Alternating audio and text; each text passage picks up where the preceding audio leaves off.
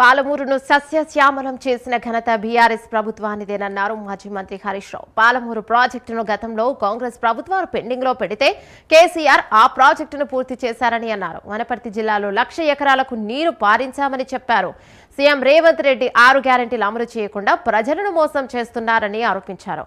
ఆయన యనుమల రేవంత్ రెడ్డి కాదు, ఎగవేతల రేవంత్ రెడ్డి అంటూ ఎద్దేవా చేశారు.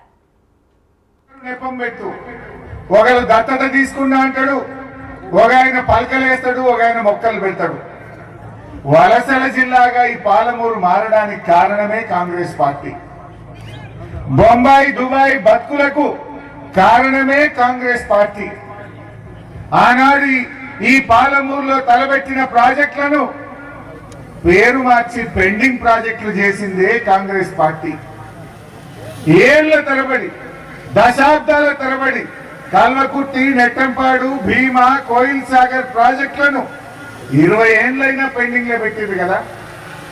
ఆనాడు తెలంగాణ తెచ్చిన మన నాయకుడు కేసీఆర్ తెలంగాణ తొలి ముఖ్యమంత్రిగా ఈ పాలమూరు పెండింగ్ ప్రాజెక్టులను రన్నింగ్ ప్రాజెక్టులుగా మార్చి నీళ్లు ఇచ్చిందే కేసీఆర్ ప్రభుత్వం.